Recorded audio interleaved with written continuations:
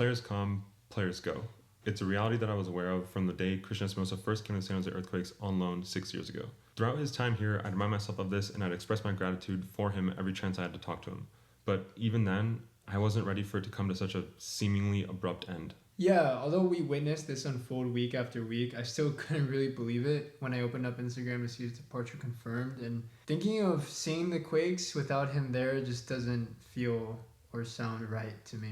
Yeah, and like you said, his departure seems to be confirmed now that he has put out his official goodbye to the Quakes via Instagram.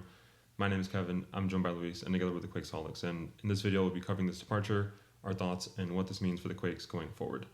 So to start from the beginning, this whole, I don't even know if you can call it transfer saga, departure saga maybe. This started off maybe 5 or 6 weeks ago. There was a free agent rumor by Tom Bogert. And as a reminder, Cristian Espinoza did have a club option for next year. So it does seem like the Quakes were intentional about not exercising that club option. But then when the roster update confirmation came around, I think that was maybe 2-3 weeks ago, that is when the Quakes did confirm that Cristian Espinoza was going to be a free agent. But in that message, they also did say that for some players, there were going to be ongoing negotiations. And I think at the time it was relevant that Cristian Espinoza's name was in the same paragraph of them saying, hey, negotiations are ongoing.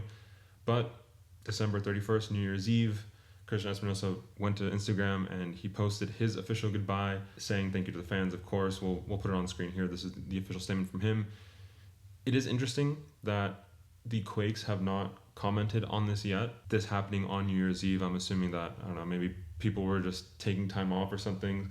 I'm assuming that the Quakes will officially address this in the coming week, but this coming from the player, to me, this is the most credible source that exists on this whole thing, and it does seem like Cristian Espinoza will be departing the San Jose Earthquakes. Thoughts and reflections? Like you said, I remember seeing that Tom Bogert post and us sending it back and forth to each other on Instagram. And yeah, of course, with a player like Espinoza who's just been at this club for as long as he has, 6 years, feels like a lot longer, to be honest. He's just been there all throughout our time through Almeida and all the way up until Bruce Arena. Even though it was possible, and I guess it felt a bit maybe dragged out, I did kind of think that there was a chance that he might be renegotiated for a different contract. I remember that's something that me and you talked about. Maybe he gets from a DP contract, he's going into his 30s.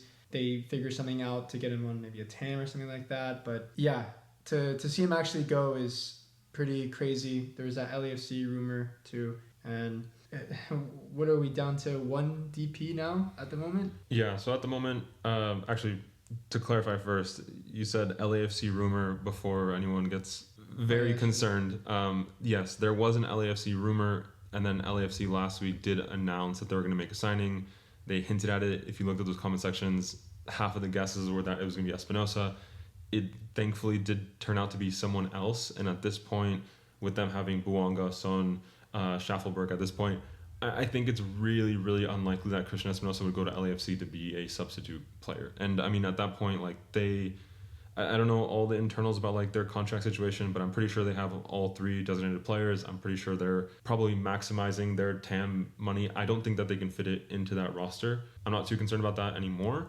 I don't think that is something that people should be concerned with. To your point about the feeling of that, Cristian Espinoza would return. I mean, this is a player that has signed multiple contracts with the Quakes. This is a player that has time and time again said that he feels comfortable here, that his family feels comfortable here. And in terms of the financials, like you said, there was a possibility that, with Quakes cutting players like Joseph Martinez, like Rodriguez, like Bruno Wilson, a lot of salary cap did open up. And so there were mechanisms that the Quakes could have used of, making Cristian Espinoza be a free agent and then signing him to a TAM level deal, which opens up some more roster spots for, bigger contracts. But it could have kept Cristian Espinoza at a similar yearly salary as what he's seeing right now, just because in terms of DP contracts, he was kind of on the lower end. But I mean, that's all in the past. We even thought, the last video we made, the tier list video, we considered him in that discussion. So yeah, we definitely were believers that he would come back, but I guess we were wrong. Yeah. Thinking about it from his perspective, if it was the case that, Quakes were trying to bring him on a lower salary, I do understand that soccer player careers are shorter, and so they have to maximize the money they make every year. I do understand it, and I mean, who knows? It could also be a family decision. It could be his decision. He could just be looking for something else. I mean, if you're a Quakes fan, you know that like this past 6 years, although Cristian Espinoza has been a fantastic, phenomenal player and he has always performed at a high level, the team has not. And a lot of years that he was here, the team has let him down. I do also understand of like, you can only carry so much weight for so long, and we also don't know the internals. We saw at the beginning of the year Cristian Espinoza being played as right wing back, being played out of position. We did see 2-3 weeks ago Chris Leach was let go from the Quakes. That was the old general manager. And now it's just Bruce Arena calling all the shots as both coach and the sporting director. So maybe this is partly also Bruce Arena saying, hey, I don't want to play with wingers. Maybe I want to go back to a 2-striker system. We'll talk about that more later. But I think there's just a lot of things that we won't know in terms of what went into this decision.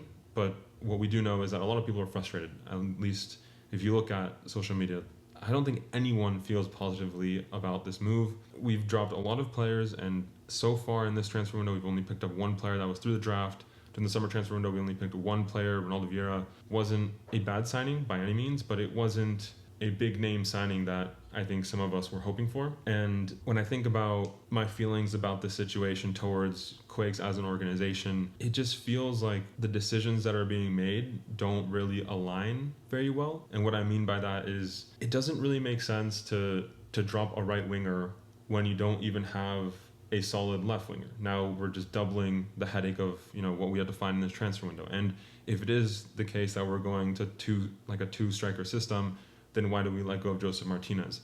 And I think with a lot of these big name departures, there isn't much confidence from Quakes fans that the equivalent amount of money or like the equivalent number of, I guess, not big names because they weren't all big names, but, like really filling out the roster the way that it needs to be filled out to be competitive. It just feels like we're constantly taking steps back and we're getting players that we don't really need. Like, did we really need Ronaldo Vieira when we already had 4 center mids? I don't know. Maybe not. And I think this just kind of adds to that. And the lack of transparency, like why did Chris Leach get let go, and what is the vision of how the Quakes play? What is the vision for this club? And I understand that there's rumors about a Quakes new ownership, and I wouldn't be surprised if that's part of it, but like as fans, we just don't know what's going on. I remember around, I think it was 2020, 2021, so maybe even before the pandemic, the Quakes used to have town hall meetings that season ticket holders could go to. And I don't even know if that is a thing anymore. I don't know if you have to have like one of the premium seating, or I don't know what the case is there. But I remember that we used to have the opportunity to, ask questions to the front office and get answers. And I mean, of course, they can just use cop-out answers, but at least we can have like a face-to-face conversation. And I feel like that's part of also what's missing. And it's not necessarily just the Cristian Espinoza situation, but I think this is like the straw that broke the camel's back for me. I know it's wishful thinking, but it's something that's been on my mind these past couple of days. Yeah, like you said, I do think that this departure does kind of signal where the team is going. Like you mentioned, Chris Leach was let go from the organization very recently, which means Bruce Arena is calling all the shots. And I think one of the first things that we talked about when we saw the preseason in Coachella before this season that just ended, we noticed that Cristian Espinoza was being played out as that right wing back. And a lot of our videos early in the season and conversations early in the season were about whether his output would be affected by that. And although he still did put up numbers, I do think that, it's not his position naturally, right? And with the incoming of DeJuan Jones, who is, a fantastic player who fits that profile perfectly, I think that it just really confirms the fact that Bruce Arena is just going to go fully with this 3 center back system, and Cristian Espinoza being the player that he is, traditional winger who just gets crosses in but isn't a defender also. It makes sense, actually, I would say, from Bruce Arena's perspective. It's just like a complete rebuild. And like you said, it's kind of difficult to know how this plays out because there are no rumors of anyone who's going to come in, of any DPs. There really hasn't been much. It's January now, and if you follow Tom Bogert or get information about other transfer rumors around the league, like you said, LAFC already got their new right winger in Schaffelberg. It is a bit concerning, and it's just, it's a tough loss, I think, just because of what he's given to this team. He's the perfect professional, and it's just tough to know, what comes next. Like you said, we're completely in the dark here. Yeah, I think perfect professional is the perfect way of describing Cristian Espinoza. I mean, Wando, I think, is an easy, club idol, like the biggest legend that we have. And I think when Wando departed, there was that huge void of like, who is the face of this team in terms of on field and off field. And it took Cristian Espinoza a while to actually get the captain's armband, but I think beyond just the armband, I think we all knew that for the past 2, 3, 4 years, like it has been Cristian Espinoza being the face of this organization. And for that reason, I think it hurts even more. And in terms of like reflections on Cristian Espinoza as a player, I mean, we literally already have a whole video on that. We'll link that. But the numbers that Cristian Espinoza has put up, I mean, this is a player that has led the league in multiple statistics, has led the Quakes in assists for basically his entire time here. He is literally the record holder for most assists for the club. In terms of goal contributions, we've talked about this. He's top 3 easily, probably. I'd have to double check. I don't want to misinform people. Probably top 5. Well over 100 goal contributions at this point. This is multiple time MLS All-Star. It's just the only thing he was missing. I mean, I don't want to say it, but in terms of playoff success, that's really it. But that's like a team collective thing. But individually, Cristian Espinoza has been a phenomenal player. And yeah, like when I think about the money too, it's like this would have cost, $2 million in salary to keep him for another year. But now we have to pay a transfer fee, take a risk, probably pay an equivalent salary to get a player to try to replace Espinoza. And I mean, the Quakes have tried to have big name signings before. I mean, Hernan Lopez is the most recent one, and that was a complete failure. I mean, how long have we been trying to fill that left wing position, right? Exactly. So. Yeah, exactly. And like to your point, like we literally had to put a striker in the left wing position because we couldn't find a left wing. And in terms of like on field, it's going to be really hard to fill those shoes. And in terms of off field, right now, who is the face of the Quakes? I don't know. Who's going to get the captain's armband? Probably Chicho. Do I feel comfortable with that? Not really. Like I'm looking at you. You're shaking your head. It's it's going to be tough. And I mean, the transfer window, we have probably like at this point 3-4 weeks until preseason. The Quakes historically always wait until the last minute to get signings, and just that is in itself another example of like not really trusting this organization. Yeah, and that is true that we usually do business near the end of the window, and I get that. I guess it's just concerning that there's not even like rumors or anything, because I feel like that would at least kind of set up what the club is trying to do, how big of a name they're going for. Is just Let's talk about this in terms of what has to happen going forward, right? The way I see it anyways, I think there's going to be 2 possibilities here, right? Like either the Quakes continue playing with 3 up top, so left wing, striker, and a right wing. And in that case, we have to fill at least a right wing for sure to replace Cristian Espinoza. And then either Buda's playing on the left or we're finding a replacement for that left wing. So that's 2 players, right? The other option is we say, you know what, scrap the idea of wingers, which is I think what you were kind of alluding to when we were talking about DeJuan Jones and the role of wingbacks. And I think in that case, then if we play 2 up top, right now we have 2 strikers, we have Judd and Chicho. Sure, they can start. I'd be fine with that. But then that means that neither of them can have suspension, neither of them could get injured, neither of them can get sick. Like they have to be available for all 34 games, which honestly isn't very likely. So we probably have to get at least 1 more striker. That's already 1 player. Then if we're playing with 3 center mids, right now we have Ronaldo Vieira, we have Bo LaRue, we have Ian Harkes. Sure, those 3 can play, but I feel like typically you need kind of like a number 10, a center attacking mid. That's a player that the Quakes need. So at that point, you're looking at 2 players anyways that you have to find and replace just for starters. We're not even talking about bench yet. Beyond that is like all the upgrades in positions, for example, like left wing back. If we are going to play, the wing backs are going to be the chance creators. I definitely do think that Vitor Costa also needs an upgrade. Yes, he defensively is very sound, adds tremendously in terms of defense, but we can't just have DeJuan Jones be the only play creator.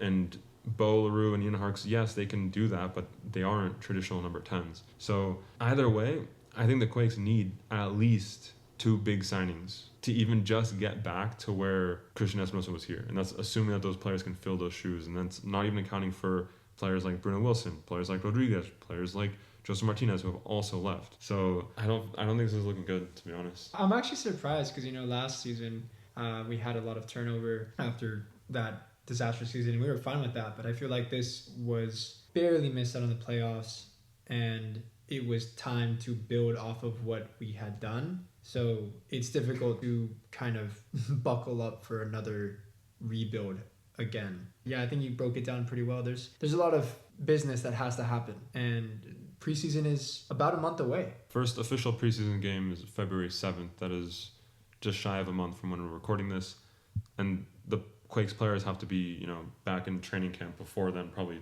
2 weeks before then at least. They're going to be back in training in 2 to 3 weeks, and yeah, this roster is not complete by any means. And my biggest concern is we saw this with DC United last year, where they only played with one designated player and a very, very incomplete roster. And we saw how their season went. Atlanta United, similar boat, where they just didn't have a full roster. It is shocking that 2 months ago, maybe 3 at this point from decision day, we were a team that were just moments away. Like, one more goal, was it St. Louis against, I can't remember who it was, St. Louis and RSL?